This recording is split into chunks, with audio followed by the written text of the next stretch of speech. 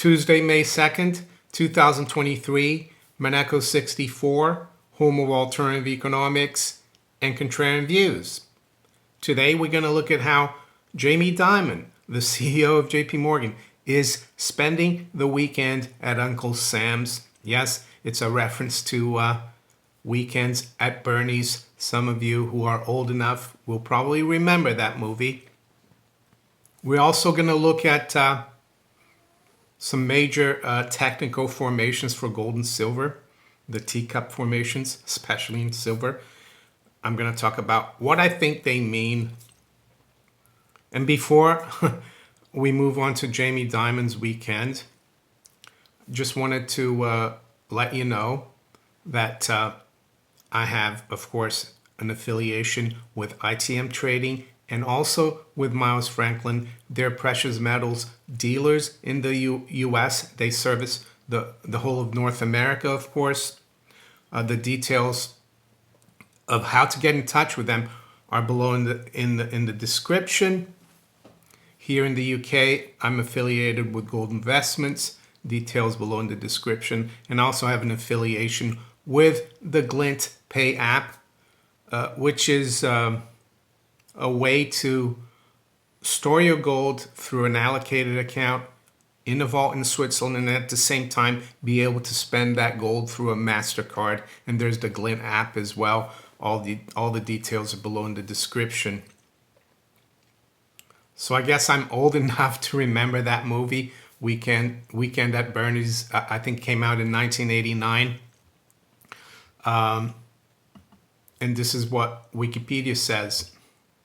While attempting to convince people that Bernie is still alive until they can leave to prevent them from being falsely suspected for causing his death, they discovered that Bernie had ordered their own assassinations to cover up his embezzlement.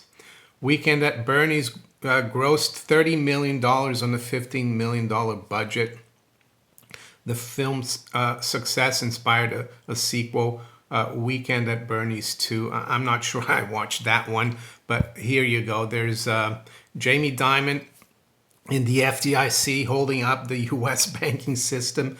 And why do I say Jamie Dimon is holding up Uncle Sam? Well, because can you imagine if the whole U.S. banking system evaporates?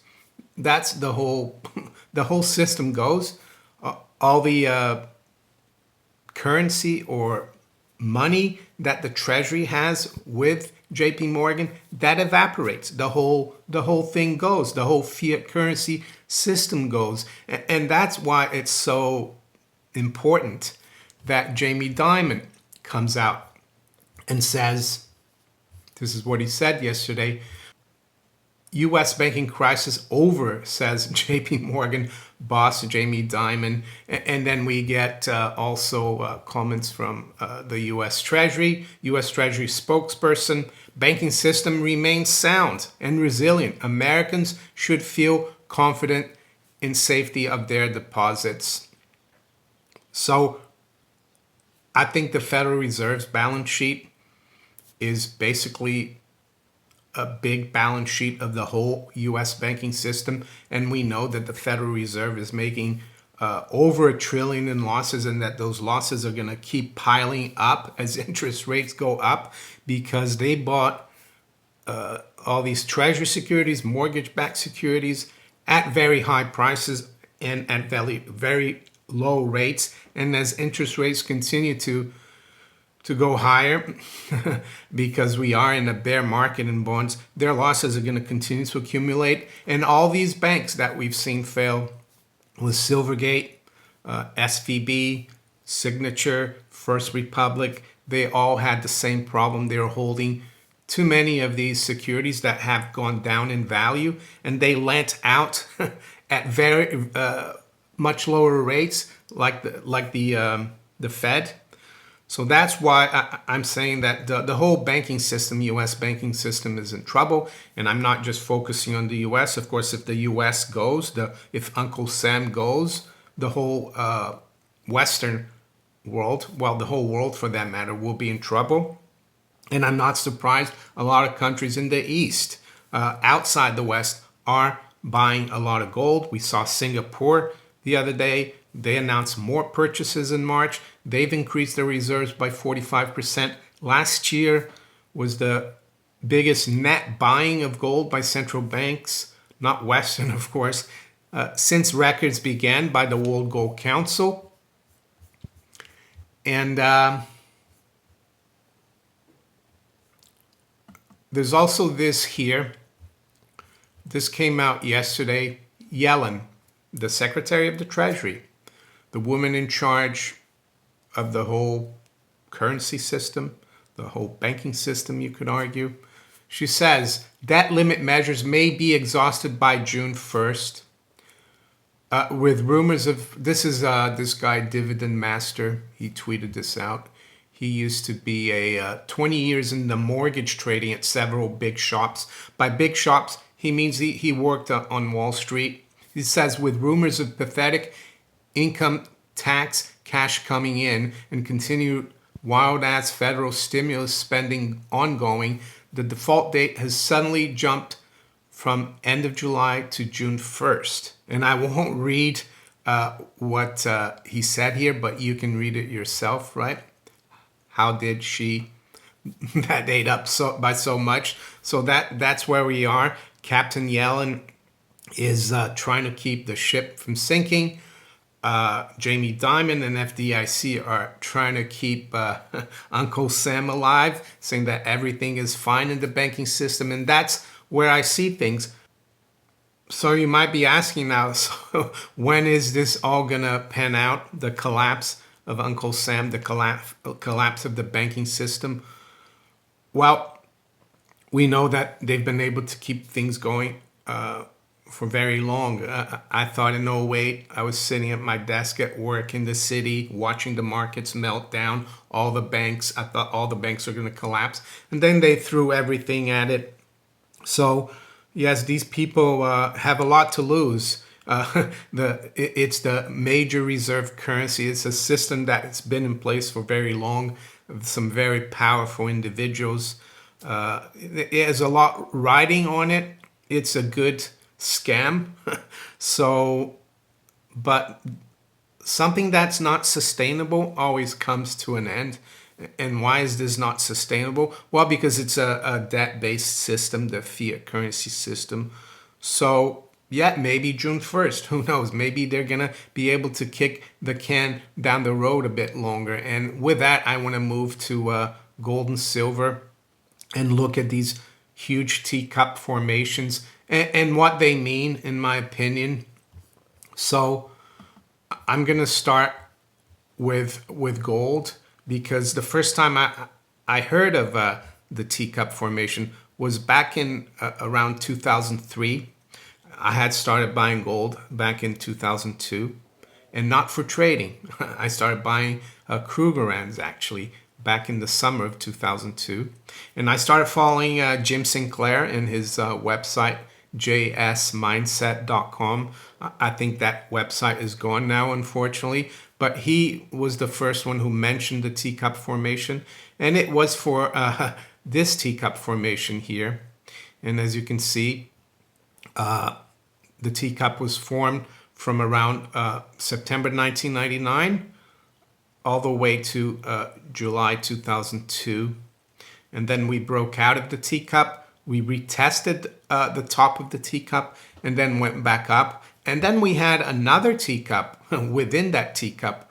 And that had been formed from 1995, I guess, to 2000, almost 2006. It was really in 2000, well, end of 2005 that it started breaking out of the top of the teacup. So that's the gold teacups from the turn of the century. What do I think they mean? Well, I think it shows the price suppression of gold and also silver. We'll come to silver in a minute. And why do I say that? Well, because a rising price of gold and silver, and very quickly rising price of gold and silver, or the bankers and the central banks losing control of the price of gold and silver, shows that the system is not fit for purpose, that the whole paper system is based on nothing. So they have to try to keep suppressing it. And is there proof that they suppress it? Yes, of course there is. That they manipulate the price of gold and silver? Of course. JP Morgan's paid billions in fines, and other banks as well, bullion banks. And there's people who have been looking at this for over 20 years, like GATA. And I learned about this back then because I could tell that there was something wrong in the price action in gold and silver. And I learned about Larry Summers, the fact that he wrote a paper about Gibson's paradox and the gold standard with another guy called Robert Barsky, and Reg Howe covered this back in 2003 here on the GATA website. I'm not going to go over it, but suffice it to say, Larry Summers, who we know is also a friend, was also a friend of this guy, right? And we've seen that this guy has also been friends with other people that just came out on Wall Street, the Wall Street Journal. He became the Deputy Secretary of the Treasury in August of 1995 under Bill Clinton, and Robert Rubin, who was in charge at one point of J. Aaron, the precious metals dealing department of Goldman Sachs. He became Treasury Secretary. And guess who also worked at J. Aaron? Well, Jeff Christian. So they brought in someone who knew about the gold market, who had written about Gibson's paradox, how if you want interest rates to remain low in real terms and basically indicate to the market that there's no inflation problem, what do? You manipulate the price lower. And that's when we saw a lot of gold leasing started. And if you want to know more about gold leasing and how they manipulate the market, go to my precious metals manipulation playlist, because I'm going to stop here at that. So I would say Robert Rubin and Larry Summers, they implemented this, and they call it at the time the strong dollar policy. But as we've seen, that you can't do that forever, because people know what value is, and they if you keep the price suppressed for too long, you can run out of gold. The bankers and the bullion banks and the central banks. So it's like an escape valve. They have to let it go. But what it means to me, these teacup formations, is the manipulation. And what is in the cup? Well, I was thinking about that earlier, and it's all paper. It's the paper contracts. That's what is in the teacup. The more they manipulate, the bigger the cup becomes. But eventually, it breaks out on the upside. And now we're going to look at the mother of all teacups, in my opinion, and that's the silver one, which goes back to, late 70s, early 80s to right now. And as you can see, it's a massive manipulation, and that's why silver is still just half the price that it was in 1980.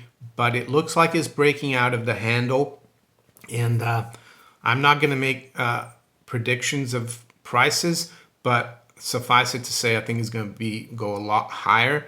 And once we see all these teacups break on the upside, that's when we're going to know that we're going to have not just a banking collapse, but a currency collapse. And it's not going to be not just going to be the United States. And just a final word on the gold teacup. Yes, we had those two teacups at the turn of the century, around the turn of the century. And now we've got another teacup that has been evolving really since 2011. And you can see why that all-time high around 2070 is so important now, and why the bullion banks are throwing so much tea into the cup, right? Or paper. So one thing I would say about the precious metals market. And once you dig into things, once you go down the rabbit hole like I have been doing since 2002, it's frustrating. You require patience. I'm sure many people that have gotten involved in gold and silver in the past have given up already. It's not like a 5 kilometer race or a mile. It's a marathon, maybe even a double marathon. So that's what I would say. It's and why? Well, because the people in charge of the system have a lot to lose, so they'll do anything. Even we saw that the FDIC broke its own rules, allowing J.P. Morgan to take over First Republic, because there's a rule that banks that have more than 10% of the U.S. deposits can't take over another bank. Yeah, and they let J.P. Morgan do that. So that's how far they will go. We've seen that J.P. Morgan, of course, is kind of above the law. They do a lot of wrong things that if you and I did, we'd be in jail, but they just paid the fines because they have access to this. They own the Fed. So yeah, they own the Fed. They own a part of the BIS, and they can just create this phony fiat currency out of thin air. And that's why it's important for them to keep not just silver, but gold suppressed. Silver is really the key, I think, even though we look at gold a lot. Silver will be huge, in my opinion, because silver is really the people's money. So with that, let's quickly look at where the markets are this morning. It's 8:45 a.m. London time. So we've got spot gold at 1982. It's unchanged. High was 86 and the low is 80. So fairly narrow range. Silver is down 20 cents at 24.78. High's been 25.03 and we're right near the lows here. Dow future is down 15. NASDAQ is up 8. S&P future is unchanged. To the currencies, pound is up 0.1%, 125.10. The euro is up 0.25% at 110. The dollar is unchanged versus the yen, 137.52. And the dollar is down 0.2 versus the yuan at 694.70. Let's check the dollar versus the ruble. Dollar's down 1% versus the ruble at 78.70. And to the other currencies, we've got Aussie dollar actually up 1.2% at 67.10. The dollar's down slightly versus the Canadian dollar, 135.36. And the Kiwi dollar is up 0.5% at 62.01. So it looks, with the exception of the Aussie dollar, FX market is pretty steady. To the general commodities, and again, I think the general commodities are the place to be, hard assets, because if the currency and banking system are going to collapse, you want to have real things, not just the monetary metals. That's the way I view it. So we got WTI crude unchanged, 75.60. Brent is up slightly, just below 80. We got platinum down $1 or so at 1,053.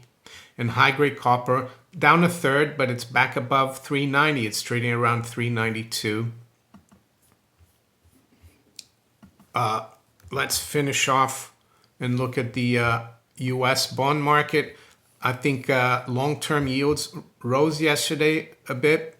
The longer end, the 10-year rose about 10 basis points. Right now, the 10-year is at 353, down 4 basis points. The 2-year is down 2 basis points at 411. What about the UK gilt market? That was shut yesterday for a holiday. The 2-year is up 8 basis points at 385, and the 10-year is up 8 at 380. So there you go. With that, I'm going to wish you all a very good day. Take care. Bye.